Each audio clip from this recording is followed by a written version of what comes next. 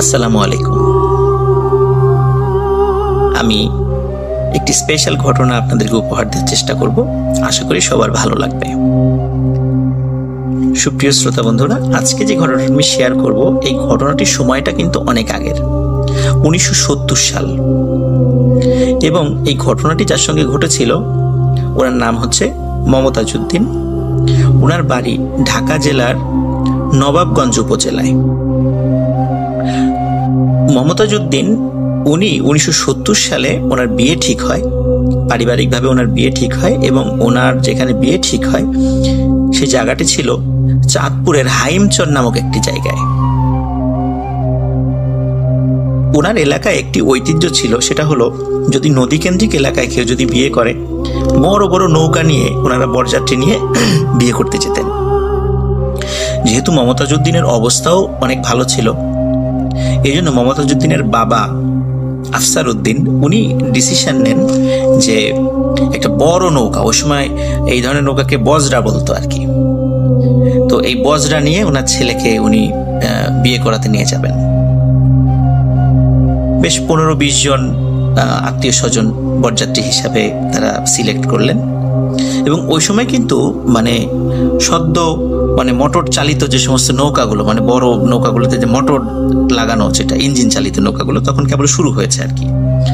তো তখন উনি, যেহেতু চাঁদপুর অনেক দূরে ওইখান থেকে, উনি এরকম একটি ইঞ্জিন চালিত বড় আকারের একটা বজরা নিয়ে উনি ছেলেকে নিয়ে যাওয়ার একটা প্ল্যান করেন। ঘটনাটি 1970 সালের ফেব্রুয়ারি মাসের দিকে, যখন শীত এবং শীতের একদম শেষ দিকে চলে আসছে, এরকম একটি সময়। ওনারা নবাবগঞ্জ থেকে নদীপথে ঢাকার দিকে রওনা দেন। প্রথমে ঢাকার এখানে এসে সদরঘাট হয়ে বুড়িগঙ্গা দিয়ে আস্তে আস্তে ওনারা শীতলক্ষা দিয়ে ওদিক দিয়ে আস্তে আস্তে চাঁদপুরের দিকে যাবেন। এটাই ছিল রাস্তা। আর যেহেতু ফেব্রুয়ারি মাসে তখন তো বর্ষাকাল না, নদীর অনেক প্রবাহ, তখন একটু পানির প্রবাহ কম থাকে, নদীর নাব্যতা সংকট থাকে, যার কারণে ওনারা যেখানে বড় নদী সেদিক দিয়ে যাওয়ারই প্ল্যান করেন। ওনারা রওনা দিয়েছেন হচ্ছে এখানে, তখন কিন্তু যেতে অনেক সময় লাগতো, চাঁদপুর যেতে অনেক সময় লাগতো। যেদিন বিয়েটা ছিল ফ্রাইডেতে, তো বৃহস্পতিবারের দিন রাতের বেলা ওনারা রওনা দিয়েছেন। এশার নামাজ পড়ে খাওয়া দাওয়া করে ওনারা রওনা দিয়েছেন, এবং শুক্রবারের দিন দুপুর নাগাদ ওনারা পৌঁছে যাবেন সেখানে, এরকম একটা প্ল্যান ছিল। তখন ইঞ্জিন চালিত হলেও কিন্তু আসলে ইঞ্জিনের গতি কিন্তু অতটা ছিল না, যার কারণে এরকম একটা দীর্ঘ সময় লেগে যেত চাঁদপুরে যেতে। আর চাঁদপুর থেকে আরেকটু দূরে হাইমচর নামক একটি জায়গায় আরো সময় লাগবে সেখানে যেতে নদীপথে। তো ওনারা এই দীর্ঘ পথ স্বাভাবিকভাবেই ওনারা চলে যান, এবং ফ্রাইডে জুম্মার আগে সেখানে গিয়ে পৌঁছান, এবং বিয়ের কাজ সম্পূর্ণ শেষ করে ওখান থেকে মোটামুটি মাগরিবের নামাজ পড়ে ওনারা আবার ওই নৌকাতে বা বজরাতে করে ওনারা আবার ঢাকার উদ্দেশ্যে, ঢাকা হয়ে আবার নবাবগঞ্জে যাওয়ার একটা জন্য ওনারা বের হন। ওনারা স্বাভাবিকভাবেই হাইমচর থেকে চাঁদপুরের মেইন যেই লঞ্চ ঘাট সেদিকে চলে আসেন। আর ওখানে কিন্তু চাঁদপুরের মোহনা অবস্থিত। শ্রোতা বন্ধুরা, আপনারা অনেক সময় শুনে থাকবেন যে চাঁদপুরের মোহনায় কিন্তু অনেক দুর্ঘটনা ঘটছে, লঞ্চ ডুবি হয়েছে, এবং অনেক সময় অনাকাঙ্ক্ষিত বা আকস্মিক অদ্ভুত কিছু দুর্ঘটনায় কিন্তু অনেক লোক সেখানে মারা গিয়েছে। তো বিশাল এই বজরা নিয়ে যখন ওনারা চাঁদপুরের ওই মোহনার কাজ দিয়ে যাচ্ছিলেন, হঠাৎ করে ওনারা সবাই ওখানে প্রায়, ওনারা যদিও 15-20 জন মিলে শুরু করেছে, তারপরে দেখা গেছে তার শ্বশুরবাড়ির দিক থেকে আরো 5-7 জন সেখানে এসেছে, এই প্রায় 25-27 জন এরকম লোক সবাই দেখছিলেন যে হঠাৎ করে তাদের নৌকার মাথাটা মোহনার দিকে ঘুরে গেল, এবং নৌকাটি মোহনার দিকে এগোচ্ছে। এই দৃশ্য দেখার পরে সবাই ভয় পেয়ে যান যে হঠাৎ করে আমাদের পথ তো এটা না, নৌকার মাথা তো অন্যদিকে ঘোরানো ছিল, হঠাৎ করে এখানে এইভাবে ঘুরে গেল কেন? তখন যিনি মাঝি ছিলেন, উনি অনেক চেষ্টা করছিলেন যে হালটা ঘুরিয়ে অন্যদিকে নিয়ে যেতে, কিন্তু কোনোভাবে কাজ হচ্ছিল না। নৌকা ওই মোহনার দিকেই যাচ্ছে। তখন সবাই বুঝতে পারলেন যে না, এবার একটা বড় ধরনের বিপদ হবে। তখন অনেকেই নৌকা থেকে ঝাঁপ দেওয়ার পরিকল্পনা করছিলেন যে এবার ঝাঁপ দিব। ওই সময় ওই নৌকাতে অনেকেই জোরে জোরে কোরআন তেলাওয়াত করা শুরু করে। বেশ কয়েক মিনিট এরকম অবস্থা চলার পরে তখন খেয়াল করে যে আস্তে করে আবার নৌকার ওই মাথাটি মোহনার দিক থেকে ঘুরে গেল, ঘুরে স্বাভাবিক হয়ে গেল, স্বাভাবিকভাবে চলা শুরু করলো। তখন নৌকাটি ওই মোহনার ওই এরিয়া থেকে বের করে নিয়ে আসা হয়। মোহনাতে কিন্তু পানির অনেক সময় পাক সৃষ্টি হয় এবং ওখানে কিন্তু অনেক লঞ্চ বা ট্রলার বা নৌকা ওখানে ডুবে যায়। তো ওখান থেকে মোহনার থেকে ওনারা বের হয়ে আসেন। বের হয়ে আসার পরে সবাই আলোচনা করছিলেন যে আসলে এটা কেন এরকম হলো। কেউ কেউ বলছেন এটা স্বাভাবিকভাবেই হয়তোবা হয়ে গিয়েছে, কেউ বলছেন না হয়তোবা এখানে প্যারানর্মাল কিছু হতে পারে। এরকম অনেকে এরকম চুলচেরা বিশ্লেষণ করছিলেন। তো ওনারা চাঁদপুর লঞ্চ ঘাটের ওই এরিয়াটা পার হয়ে আরো প্রায় 1.5 ঘন্টা সামনের দিকে এগিয়ে যান। এদিকে রাতও তখন অনেক হয়ে গিয়েছে। তখন যেহেতু অনেক বড় বজরা ছিল এবং এখানে যে জামাই বউ ছিল তাদের জন্য আলাদা একটা জায়গা করা ছিল, আলাদা একটা কক্ষের মতো করা ছিল। ওই সময়ে অনেক লোক ঘুমিয়ে গিয়েছে। রাত বাজে তখন প্রায় 12:30, ঘুমিয়ে গিয়েছে। ঘুমানোর পর হঠাৎ করে যিনি নতুন বউ, ওনার ভাষ্য অনুযায়ী হঠাৎ করে উনি ওনার ঘুম ভেঙে যাচ্ছে, নতুন জায়গায় যাচ্ছে স্বাভাবিকভাবে পরিবারকে ছেড়ে। ওনার আসলে ঘুম ওইভাবে আসছিল না, যাও একটু হালকা ঘুম আসছিল, উনি ভেঙে গিয়েছিল এবং উনি নদীর দুই পাশে যে পার তীর আছে সেদিকে উনি তাকিয়ে দেখছিলেন আর কি, দৃশ্য দেখছিলেন। বেশ খানিকক্ষণ উনি তাকানোর পরে ওনার কাছে মনে হচ্ছিল যে একই নদীর পাড়েতে বেশ কিছু গাছগাছালি বা অনেক কিছু থাকে। ওনার কাছে মনে হচ্ছিল যে একই গাছ উনি বারবার দেখছেন, কিছু দূর যাওয়ার পর আবার দেখছেন একই গাছ। তখন মনে হতে পারে যে নদীর পাড়ে তো অনেক গাছ থাকতেই পারে, একই রকম থাকতেই পারে, এরকম মনে হতেও পারে। রাতের বেলা তো ওইভাবে কিছু বোঝাও যাচ্ছে না। কিন্তু তারপরেও ওনার সন্দেহ লাগে যে একই জিনিস উনি বারবার দেখছেন কেন, এটা কি চোখের ভুল না অন্য কিছু। তো উনি বারবার নিজের কাছে প্রশ্ন করেন, বারবার পরীক্ষা করার চেষ্টা করেন যে উনি কি ভুল দেখছেন না ঠিক দেখছেন। একসময় উনি বুঝতে পারেন যে আসলে উনি ঠিকই দেখছেন। তখন ওনার হাজবেন্ড পাশেই ছিল, তাকে ডেকে তোলেন, বলেন যে দেখো এখানে আসলে এটা কি হচ্ছে, একই জিনিস আমি বারবার দেখছি কেন। প্রথমে ওনার হাজবেন্ড বলছে তুমি ভুল দেখছো, রাতের বেলা তো নদীর পাশে সব একই রকম মনে হয়। তখন উনি বলে যে না আমি অনেকক্ষণ ধরে চেষ্টা করছিলাম, মনে হচ্ছিল তুমি যেটা বলেছো সেটাই, কিন্তু আমার মনে হচ্ছে না আসলে আমি একই জিনিস বারবার দেখছি। ওনার হাজবেন্ড ওনার কথা প্রথম দিকে আমলে না নিলেও বারবার যখন বলছিল তখন ওনার হাজবেন্ড ঘুম থেকে উঠে উনি নিজেই খেয়াল করার চেষ্টা করেন আসলে কি ঘটনা ঠিক কিনা। এবং সত্যি উনি খেয়াল করছিলেন যে উনিও এই একই জায়গা বারবার দেখছেন। ওদিকে নৌকার অনেকেই ঘুমিয়ে গেছেন। ঘুমিয়ে যাওয়ার পর তখন অন্যদেরকে ডেকে তোলার পর তখন মাঝি যে আছে তাকেও বলেন যে এই দেখো তো আমরা কি একই জায়গায় বারবার দেখা যাচ্ছে কেন। তখন মাঝি বলে যে আমি তো এটা খেয়াল করি না, আমি তো শুধু সামনের দিকে তাকিয়ে আছি, আমি তো এটা বুঝতে পারি নাই।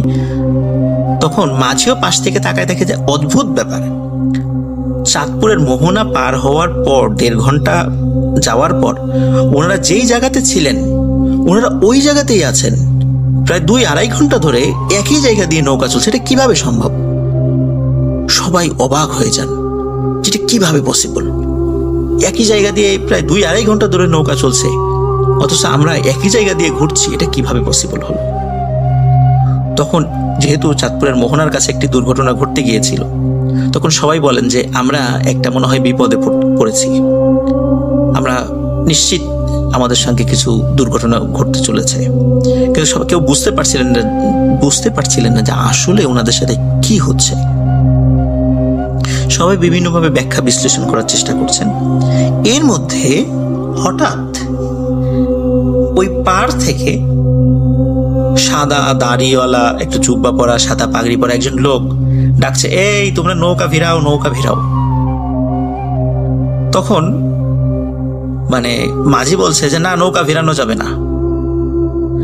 তখন যিনি এই যে মমতাজউদ্দিন মানে যার বিয়ে হলো এবং তার বাবা তখন বলে যে কেন নৌকা ভেড়ানো যাবে না কেন, বলে যে এটা বিয়ের নৌকা, অনেক সময় ডাকাত থাকে আশেপাশে, ডাকাতি হতে পারে। তখন ওনারা বলেন যে ডাকাত যদি করবেই তাহলে তো এরকম ডেকে নৌকা পাড়ে ভিড়িয়ে নিয়ে ডাকাতি করার কথা না, ডাকাত আসলে তো সরাসরি অন্য কোনো ট্রলার বন্য কিছু নিয়ে আমাদেরকে অ্যাটাক করবে, নিশ্চয়ই কোনো একটা ব্যাপার রয়েছে। যেহেতু একটু আগে দুটো মানে দুর্ঘটনার মতো বা একটা অদ্ভুত ব্যাপার ওনাদের সাথে ঘটতে গিয়েছিল, তো যার কারণে উনি চিন্তা করলেন যে আসলে এটাও কি আমাদের তৃতীয় কোনো বিপদ কিনা, এটা ওনারা চিন্তা করছিলেন। তারপরে কি মনে করে মমতাজউদ্দিন উনি বলেন, ওনার বাবাকে বলেন, বাবা নৌকাটা আসলে পারে ভিড়াও। যে আসলে উনি কি বলতে চান, মনে হচ্ছে যে উনি অন্য ধরনের কিছু বলতে চাচ্ছেন আমাদেরকে। নৌকা পারে ভিড়ানো হয় এবং কোনো কথা না বলে ওই মুরব্বি সোজা নৌকাতে উঠে বসেন, যে ভালো কি মন্দ বা কি তার নাম কি বা কি চাচ্ছেন কোনো কথা না বলে মানে হন হন করে হেঁটে নৌকায় উঠে যান। নৌকায় উঠে নৌকার একদম যে মাথা মানে সামনের দিকে সেখানে গিয়ে দাঁড়িয়ে পড়েন। তখন মমতাজউদ্দিন কাছে যে বলেন যে মুরব্বি আপনি আসলে কোথায় যাবেন বা আপনি কে, এখানে যে উঠলেন কোনো বিপদ কিনা। উনি কোনো উত্তর দেন না, উনি খালি জাস্ট একটা কথাই বলেন যে নৌকা চালাও, নৌকা সোজা চালাও, যেখানে যাচ্ছিলে সেখানে সেই দিকে যাওয়ার উদ্দেশ্যে নৌকা চালাও। তখন ওনার এই গম্ভীর কথা শুনে অনেকেই ডিস্টার্ব হয়, কেউ বলে যে এটাকে নামিয়ে দাও নৌকা থেকে, কিন্তু মমতাজউদ্দিন বলে যে না উনি থাক। কেন জানি ওনার মনে হয় যে না উনি থাক, আসলে যে কোনো এমনও তো হতে পারে যে উনি আমাদের জন্য আল্লাহ তাআলা কোনো কল্যাণের জন্য তাকে পাঠিয়েছেন, মমতাজউদ্দিন এই চিন্তা করে। তো নৌকা সোজা চলা শুরু করে। এখন যেটা দেখা যাচ্ছে যে না নৌকা এখন স্বাভাবিকভাবে চলছে, কোনো সমস্যা নাই, কিন্তু একটি অদ্ভুত ব্যাপার ওনারা খেয়াল করেন, সেটা হলো যে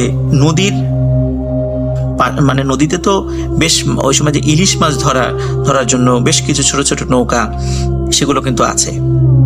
ওই ছোট ছোট নৌকা যখনই ওই বড় ওই বজরা যেটা দেখছিল, তখন ওই ছোট নৌকাগুলো মাছ ধরার জাল রেখে দ্রুত নৌকা বেয়ে মানে ওই নৌকা থেকে দূরে সরে চলে যাওয়ার চেষ্টা চালাচ্ছিল। তো এটা কেন এরকম হচ্ছে এটা আসলে ওনারা বুঝতে পারছিলেন না। তখন হঠাৎ করে ওনারা বেশ কয়েকজন খেয়াল করেন যে চাঁদের আলোতে নৌকার যে ছায়া পড়েছে এক পাশে নদীতে, তো মনে হচ্ছিল যে নৌকা ওনারা যে অল্প কয়েকজন লোক আসছেন, যে সব মিলাই প্রায় 25 থেকে 27-28 জন লোক, এছাড়াও মনে হচ্ছে আরো দ্বিগুণ লোক নৌকায় আছে, মানে এরকম কিছু ছায়া দেখা যাচ্ছিল ওই চাঁদের আলোতে। তো ওনারা মনে করেছিলেন হয়তো বা এটা নদীর যেহেতু ঢেউ হয়, ঢেউ এরকম মনে হতে পারে। তো এটা ওনারা অনেকেই চোখের ভুল বা কেউ একটু ভয় পেয়েছেন, তো এরকম কেউ হয়তো বা এটা অনেকে প্রকাশ করেনি, প্রকাশ করলে অনেকে আবার ভয় পেতে পারেন নৌকায়। কিন্তু এই দৃশ্যটা উনি দেখেছেন এবং নৌকাগুলো যে কেন ওই যে ছোট ছোট নৌকাগুলো ওনাদের থেকে ভয়ে দূরে সরে চলে যাচ্ছিল এটা ওনারা বুঝতে পারছিলেন না। তবে যারা সরে চলে যাচ্ছিল তারা চিৎকার আল্লাহু আকবার আল্লাহু আকবার বলে মানে ওই বজরাতে দেখলেই ওনারা নৌকা সরিয়ে নিয়ে যাওয়ার চেষ্টা করছিলেন। এদিকে প্রায় ভোর হয়ে আসে, আজান দেবে এরকম একটি সময়ে হঠাৎ করে ওই মুরব্বী মমতাজউদ্দিনকে ডাকেন, ডেকে বলেন যে বাবা আমার দায়িত্ব শেষ হয়েছে, এখন আমাকে যেতে হবে। তখন মমতাজউদ্দিন বলেন যে আপনি কে, এভাবে আসলেন আবার এখন হঠাৎ করে চলেও যেতে চাচ্ছেন? তো বলে যে বাবা তোমরা বিশাল একটা বিপদে পড়তে যাচ্ছিলা, তোমাদের এই নৌকায় পিশাচের ছায়া পড়েছিল এবং তারপর অসংখ্য পিশাচ তোমাদের এই নৌকায় আক্রমণ করেছিল, কিন্তু আল্লাহ রহম করেছেন, তারা তোমাদেরকে কিছুই করতে পারেনি। একটু আগে যখন তোমরা দেখছিলে যে নৌকা ছোট ছোট মাছ ধরা নৌকাগুলো ভয় পেয়ে তোমাদের থেকে দূরে সরে চলে যাচ্ছিল, আসলে ওরা ওই পিশাচগুলোকে দেখতে পাচ্ছিল, এই কারণে ওরা ভয়ে নৌকা নিয়ে দূরে সরে চলে যাচ্ছিল। এখন ফজরের আজান হয়ে যাবে, আমার দায়িত্ব শেষ হয়ে গেছে, আর তোমাদের কোনো ভয় নাই, তোমরা এখন নিশ্চিন্তে চলে যেতে পারবা।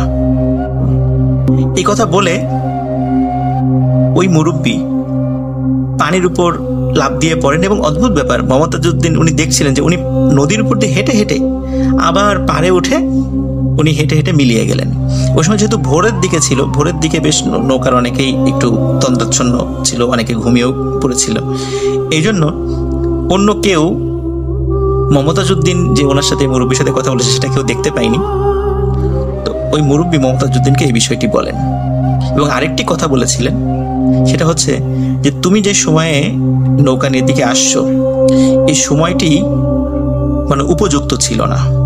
এই সময়ে একদল পিশাচ এদিক দিয়ে যাচ্ছিল, হঠাৎ করে তোমাদের দিকে তাদের নজর পড়ে এবং তারপরেই তোমাদেরকে আক্রমণের জন্য তারা চেষ্টা চালাচ্ছিল, কিন্তু আল্লাহর রহমতে আমার কারণে তারা সেটা পারেনি।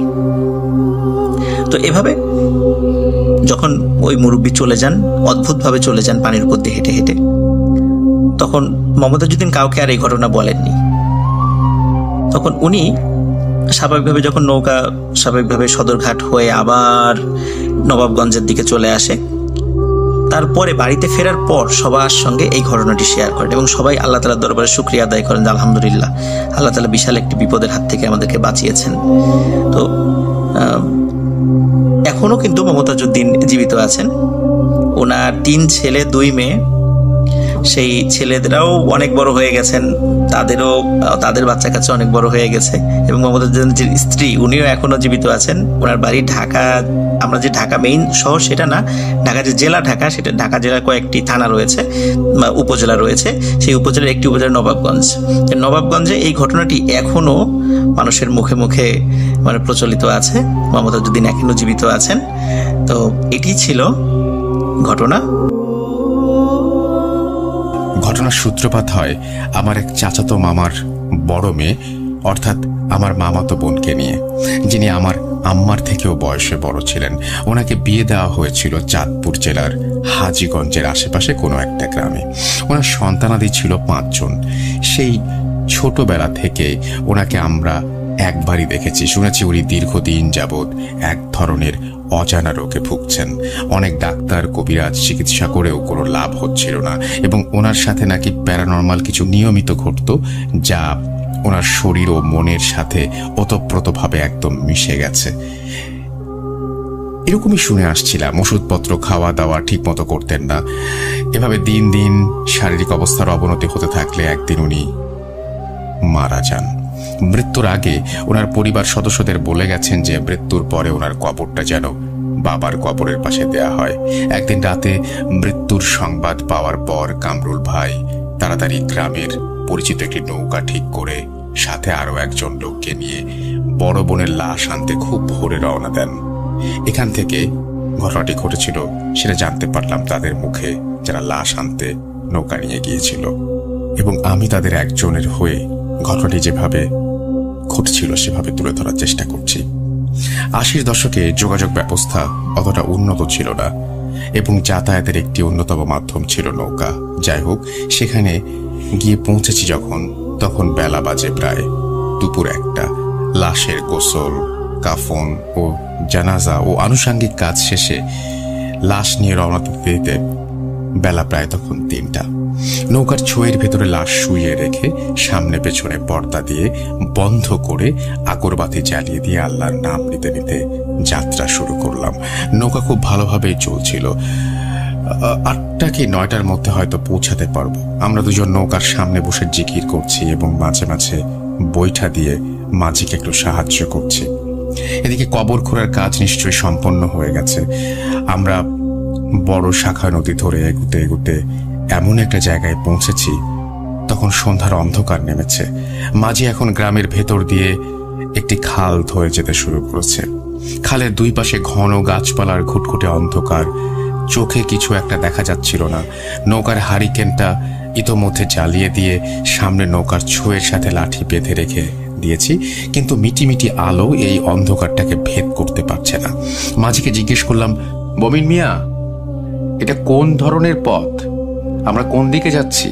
মাঝি বলল, শর্টকাট, এই গ্রামের ভেতর দিয়ে কোনাকুড়ি পাড়ি দিয়ে সামনের বড় চকে উঠব। যাই হোক, একটু তাড়াতাড়ি হলেই ভালো। এভাবে প্রায় ঘন্টাখানেক যাওয়ার পর হঠাৎ কেন যেন মনে হলো নৌকার গতি স্লথ হয়ে গেছে। মাঝি প্রাণপণে জোড়ালো গি মারছে, কিন্তু নৌকা সামনের দিকে এগোচ্ছে না। নৌকা কেমন যেন ভারী হয়ে গেল। মাঝি প্রথমে ভাবলো হয়তো নৌকার পাটাতনের নিচে কোনো শৈবাল বা কচুরি পানার ঝাঁক বেঁধেছে, তাই হয়তো এমনটি হচ্ছে। এভাবে অনেকক্ষণ চলার পর আচানক নৌকা প্রচন্ড একটা ঝাঁকুনি অনুভব হলো। বেগ সামলাতে না পেরে নৌকার মাথা ঘুরে গেল, লগিটা গাছের ডালায় বেঁধে হাত থেকে ছুটে গেল। মাঝি তখনও বুঝতে পারছিল না আসলে কতটা ভয়ঙ্কর পরিস্থিতির দিকে আমরা এগিয়ে যাচ্ছি। বৈঠার সাহায্যে লগিটাকে উদ্ধার করে আবার সামনে এগুতে শুরু করলো। এভাবে যাচ্ছে তো যাচ্ছেই, যাচ্ছে তো যাচ্ছেই, কিন্তু খালের মাথা যেন আর শেষ হচ্ছে না। মাঝি কিছুটা ঠাওর করতে পারলো সে ভুল রাস্তায় এসেছে। এমন এক জায়গায় এসে মাঝি নিজেই বুঝতে পারছিল না সে কোন দিকে যাবে, কোথায় এসে ঠেকেছে। আমাদের চিল্লা চিল্লি শুনে দূর থেকে টর্চ মেরে কেউ একজন এগিয়ে এসে বলল, কে আপনারা? আমরা মন থেকে সাহায্যের আকুতি ভরা কণ্ঠে বললাম, ভাই আমরা আমরা এসেছি অমুক জায়গা থেকে, আমরা যাব কচুয়া অমুক গ্রামে। আমাদের কথা শুনে লোকটি অবাক হয়ে বলল, আপনারা এখানে কেন এসেছেন? আপনারা বড় ভুল করে ফেলেছেন, খারাপ রাস্তায় ঢুকে পড়েছেন। লোকটি বলল, আল্লাহর নাম নিয়ে নৌকা ঘুরিয়ে পিছনে যেতে থাকুন। আনুমানিক 2 কিলো যাওয়ার পরে ডান দিকে যে খালটি গেছে সেটা ধরে এগুলে বড় জলা বা হাওর সামনে পড়বে। নৌকা ঘুরিয়ে আমরা পেছনের দিকে যেতে শুরু করলাম। যত এগোচ্ছি যেন এক অজানা ভয় আমাদের গ্রাস করছে। কাঁটা দিয়ে শরীর ফুলে গেছে। যতই মনে সাহস জোগানোর চেষ্টা করছি ততই আমাদের গলা শুকিয়ে আসছে। মাঝি আগে আমাদের সাহস দিয়ে বলেছিল, আমি আছি, আপনারা ভয় পাবেন না, হারিকেন শক্ত করে ধরে বসে থাকবেন। কিন্তু এখন মাঝি নিজেই ভয়ে তার হাত পা অবশ। এক ধরনের আওয়াজ শুনে যা সামনে থেকে আমরা দুজন কোনো কিছুই শুনতে পাই নাই। হঠাৎ মাঝি পেছন থেকে বলে উঠল, ভাই আপনারা একটু পিছনে আসবেন, আমার নৌকা বাইতে অসুবিধা হচ্ছে। আমরা ভয় পাবো বলে বুঝি মাঝি কিছুই বলল না। কামরুল ভাই পেছনে গেল, আমি একা বসে আছি। কিছুক্ষণ পর হঠাৎ নৌকার ছইয়ের ভেতর থেকে এক ধরনের আওয়াজ শুনে আমি প্রচন্ড ভয় পেয়ে এক লাফে নৌকার পেছনে এসে হুমড়ি খেয়ে পড়ি। সবাই নৌকার এক মাথায় চলে আসাতে নৌকা ডুবে যাবার উপক্রম হলো। কেন জানি কারো একার পক্ষে নৌকার সামনে বা পেছনে থাকার সাহস হচ্ছিল না। মাঝি বলল, আপনারা সামনে চলে যান, তা না হলে নৌকায় পানি ঢুকে যাবে। আমরা আবার নৌকার সামনে গিয়ে বসলাম।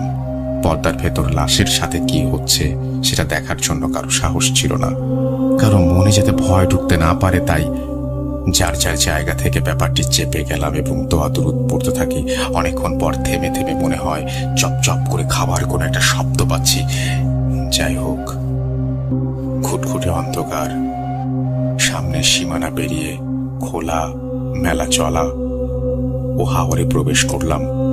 আকাশ পরিষ্কার এবং একাদশী চাঁদ থাকায় খোলামেলা জায়গাটা স্পষ্ট দেখা যাচ্ছিল।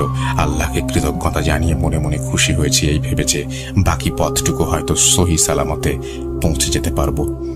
ঘড়ির কাঁটা দেখে সবাই অবাক। রাত 11টা ছুঁই ছুঁই। মাঝি ক্লান্ত হয়ে নৌকা চালাচ্ছে ধীর গতিতে। মন চাঙ্গা করার জন্য কিছুক্ষণ পর মাঝিকে বিড়ি জ্বালিয়ে দেই। এভাবে চলতে চলতে আমরা দুজন কখন যে ঘুমের ঝিমুনি ধরে ফেলেছে আমাদের বুঝতে পারিনি। নৌকা পাড়ে ফিরলে যেমন ঝাঁকুনি খায় তেমনি একটা ঝাঁকুনি দিয়ে নৌকা থেমে গেল। আচমকা মাথা তুলে দেখি একটা উঁচু জায়গায় মাটির ডিবিতে নৌকা ঠেকেছে।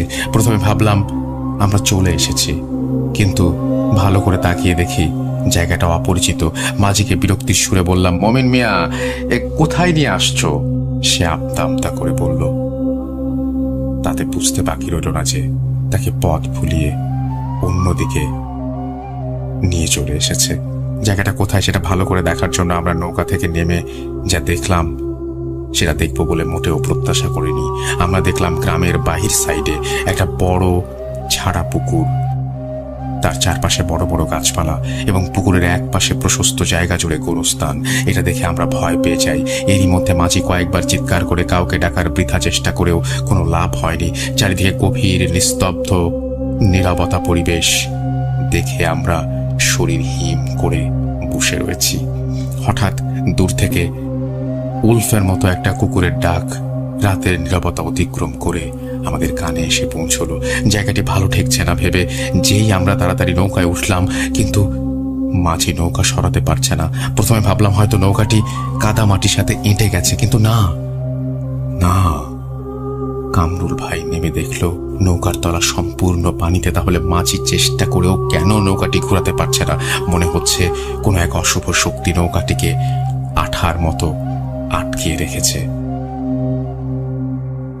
শরীরের সমস্ত শক্তি দিয়ে আল্লাহু আকবার বলে চিৎকার করে বৈঠা দিয়ে যেই ধাক্কা দিয়েছি নৌকা সরে গেল। রাত বাজে 1:15। এত বড় হাওড়ে শুরু হলো আমাদের উদ্দেশ্যবিহীন পথ চলা। একদিকে হারিকেনের তেল ফুরিয়ে যাওয়ায় আলো নিভু নিভু, ভাঙা চাঁদটা পশ্চিম আকাশের দিকে হেলে পড়েছে। সেটার দিকে তাকিয়ে আন্দাজ করা, ঠিক রাখার চেষ্টা যে মাঝি নৌকা ঠিক চালাচ্ছে কিনা। বেশ কিছু দূর যাওয়ার পর হঠাৎ একটা চাপা কান্নার আওয়াজ শুনে আমি আঁতকে উঠে কামরুল ভাইয়ের হাত চেপে ধরি। কান খাড়া করে শুনলাম নৌকার ভেতর থেকে অবিকল শেফালির মায়ের গলার কান্নার আওয়াজ। যাই হোক না কেন, মাঝিকে বুঝতে দেয়া যাবে না কি হচ্ছে ভেতরে, তাহলে আমাদের বিপদ হবে। কিন্তু মাঝি চিৎকার দিয়ে বলল, ভাই, আমি আর নাও বাইতে পারছি না, আমার খুব সমস্যা করছে। জিজ্ঞেস করলাম, কি হয়েছে মমিন মিয়া?